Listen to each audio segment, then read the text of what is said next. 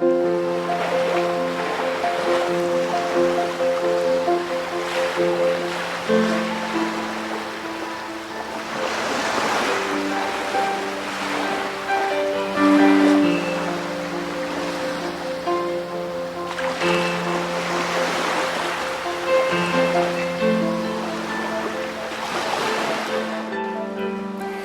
everyone, and welcome back to the Stitch Sessions. It's a brand new month and we are now into the summer. It's July. I hope you all had a wonderful, fun, and safe long weekend, whether you celebrated July 1st as a Canadian or the 4th of July as an American. I hope you had a wonderful time. Summer is such a fun time to get out and do things, as well as enjoy your crochet. And since it's the first Wednesday of the month, you know what that means. We are talking about our next installment in our Shawl We Crochet series for 2022. And for the month of July, our shawl is the Summer Breeze shawl. And we're actually returning to our triangular shape. As you may recall, we did a triangular shape for our Valentina shawl in the month of February, and that was using the traditional granny shell motif. And we actually started that shawl from the bottom up, so to speak, and meaning the flat side to the pointed side. This shawl, we are starting from the top down or bottom up. Depends on what you look at as what is the bottom and what is the top. So I'm just going to describe it as we are working from the point to the flat side, as opposed to the Valentina, where we worked our shawl from the flat side to end at the point. And we are using a really simple stitch. It's the mesh stitch, which actually we also used in our Slice of Heaven shawl in March. And except that one was a semicircle shape. So we're going to use this stitch again, and we're going to use it to create our triangular shape. It was so easy, and it's so light and breezy, perfect for a little cottage getaway, a great summer accent, or for any other use you may desire. In fact, any of these shawls you can use any time of year, but especially the mesh stitch just made it perfect for a beachside project. Now, you guys know where my happy place is. It's Sauble Beach, Ontario, on the shores of Lake Huron, and that is exactly where I went to show off my Summer Breeze shawl. And in fact, not only did I enjoy this shawl, but so did my beautiful goddaughter Marisol. And as you can see, she showed it off just as much as I did. So this is a quick project in the sense that there's not a lot of moving parts. Once you get the basic stitch and how to increase on each side, you are good to go. And then we just added this sweet, cute little border on the end, and your shawl was complete.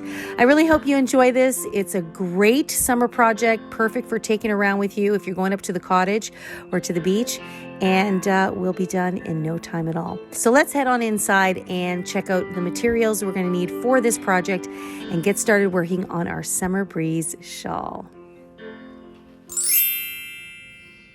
Okay, so the yarn I'm going to be using for this shawl is the Swirl Shawl by Loops and Threads. And I have to give my honest opinion, I am actually not a fan of this yarn. You may recall that I used this type of yarn for the camel stitch cardigan. And what I didn't like, and I still don't like about this, it's considered a roving yarn. So that means the girth, so to speak, changes. So sometimes it goes down really thin to almost like a fine weight 2, and then it'll go up to like a medium weight 4. So it doesn't look like that much here. That looks pretty consistent, but when you work with it, it can get thin. So this is why I'm not a fan of it. The only reason why I have it is I have some left over. So I plan on using only this one cake for this shawl. And as you can see, I started working it here already, but I'm going to use a different yarn for the tutorial just because I think it'll make it a little bit easier for you guys to see. So in case you are wondering, it is 90% acrylic and 10% alpaca. So it just may make like washing and taking care of it. You just have to be extra careful. So it does say machine wash cold and lay flat. Now they are calling for a 3.5 millimeter hook for this project, but I am, you know me, I like to go rogue. I am going to be using a much larger hook, and I'm actually going to be using a 6.5 millimeter hook, also known as a K or a 10.5. And the reason why I'm going to use such a large hook is because, again, it's a summer breeze shawl. And so I want the stitches to sit nice and loose and be really kind of gapey. So that is why I'm going for a larger hook.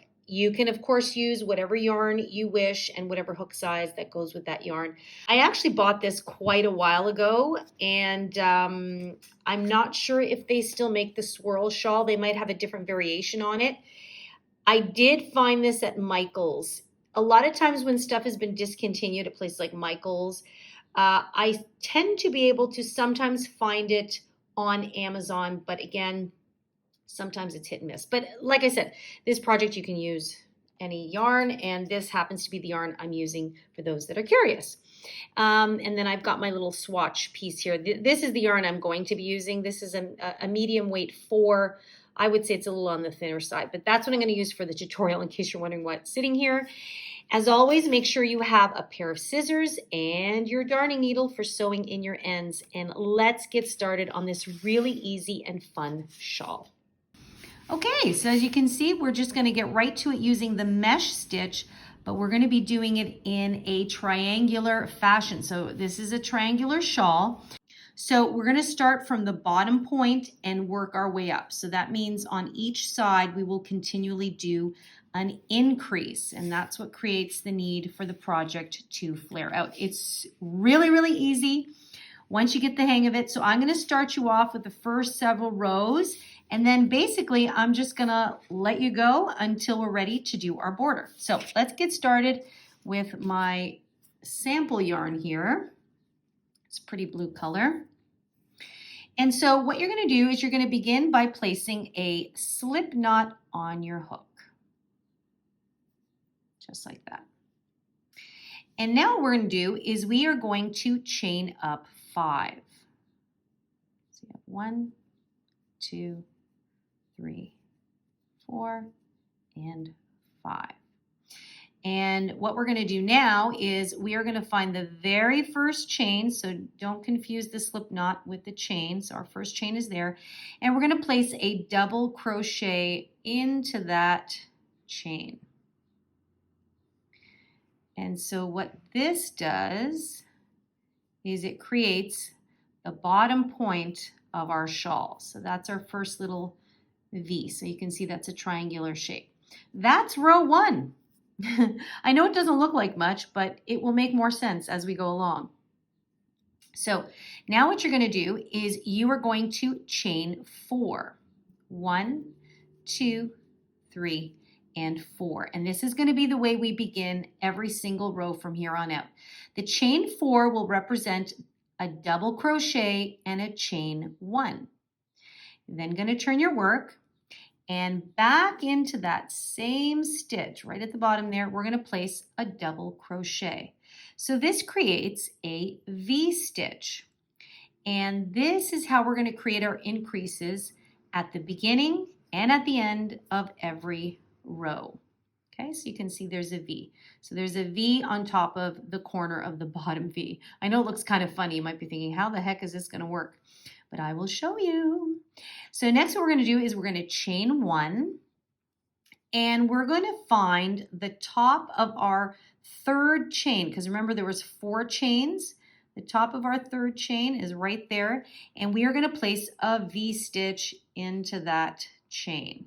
So you're going to insert your hook, oops, yarn over to do our double crochet.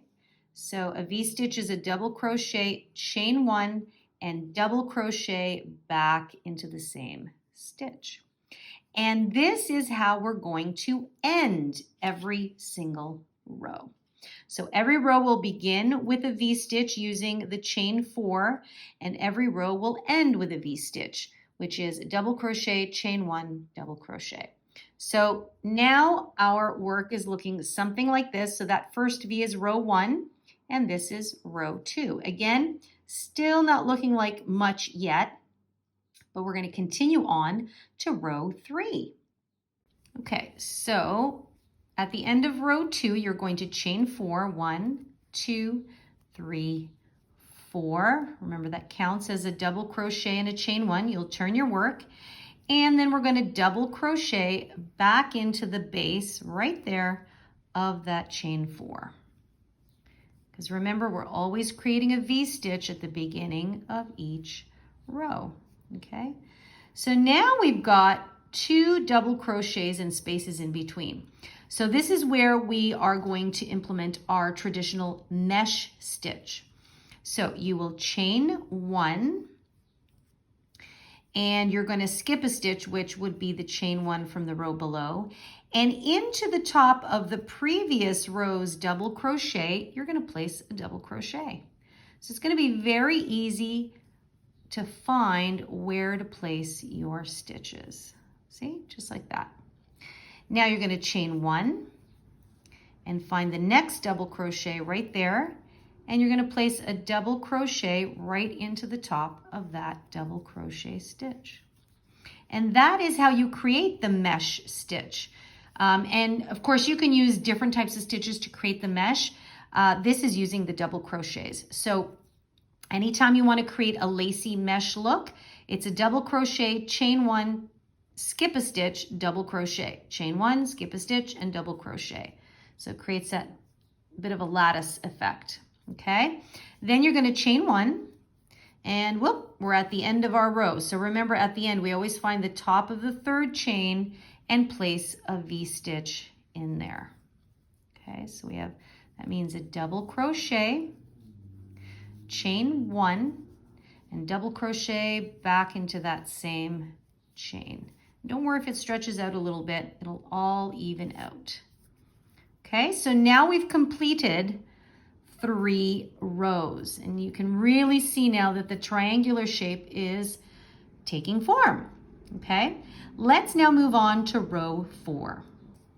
Okay, so we will always begin chain 4, 2, 3, 4, turn your work, and remember V-stitch at the beginning, so we'll have to place a double crochet back into the base of that chain 4. Okay, the chain 4 represents a double crochet, chain 1, and that's the other double crochet. And now we're really able to see how the mesh stitch is coming along. So we'll chain 1 and go right away into the next double crochet and double crochet into it. So all the chain 1s will lay on top of each other. So all those spaces are going to be nicely stacked, and all the double crochets will lay on top of each other. So you'll chain 1, double crochet into the next double crochet, chain 1, double crochet into the next double crochet. So I think you're getting the hang of this. Chain 1, got 1 more double crochet there.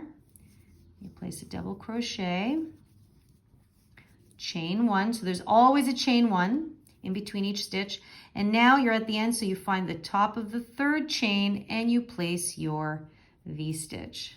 So you see, we've been doing the exact same thing over and over and over. Chain 1 and V-stitch. So I promised you this one was going to be easy, and I hope you are finding it super easy. So basically the only thing that changes, what happens is because we do a V-stitch on each end, it will increase the number of stitches you have in between. So that's what'll keep growing. So you can see here I've got 2 double crochets in the center, and then in the next row I now have 1, 2, 3, 4. And in the next row I have 1, 2, 3, 4, 5, and 6. So as long as you keep stacking your double crochets one on the other, you should be good to go. So I've taken you up through row 4. All subsequent rows will be done exactly the same way. You begin with a chain 4 to create your V-stitch, and then you double crochet, chain 1, double crochet, chain 1, etc., all the way to the end, and then you V-stitch at the end. Now, get your favorite Netflix show on, and you're just going to do this for rows and rows and rows and rows until you reach the length that you desire. for your shawl. For me, I'm gonna go all the way until I run out of yarn, okay? As you go along, you might want to throw this over you and see how much coverage you get, if you like the length of drape over your shoulders or down your back. It's totally up to you.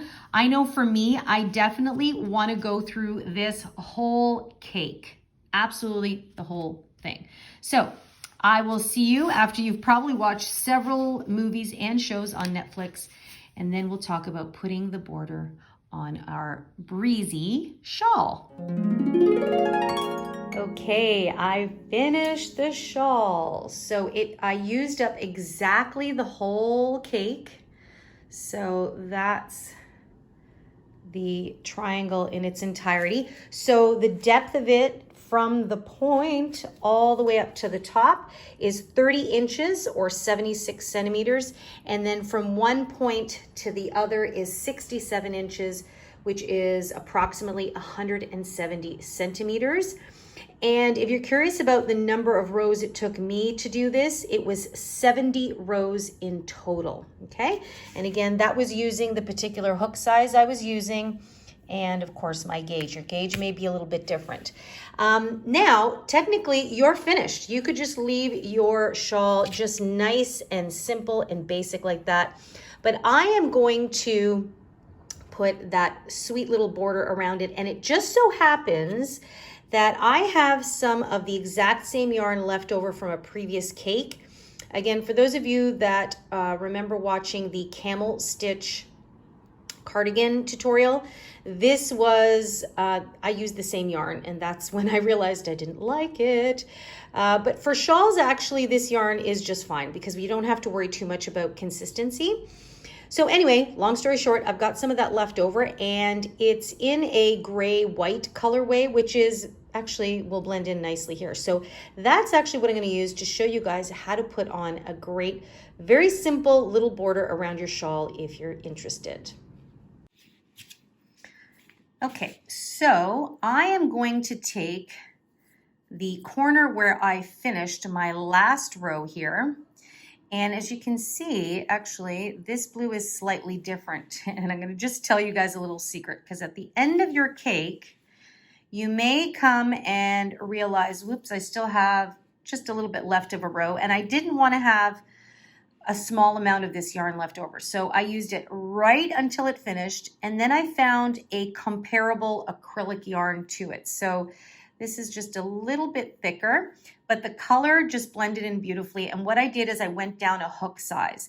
If I had stayed with the 6.5, it would have looked really, really bulky. So that's just a little tidbit there. If this happens to you and you really don't want to have any leftover scraps, try to find a comparable weight and then go down a hook size. So I went down to a 5mm hook, and when I sat back, I could see that it just blended really nicely. So in case you happen to notice it's a little different, that's why. And yeah, it took me to the end of my row, and I'm very happy with that. So you're just going to grab any corner of your shawl, and you want to take the yarn you're going to do the border in, and you want to create a slip knot.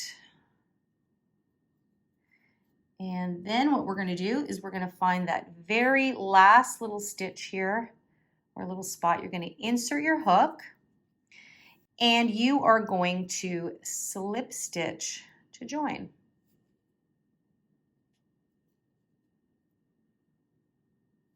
Just like that. And now you're going to see just how easy this border is going to be.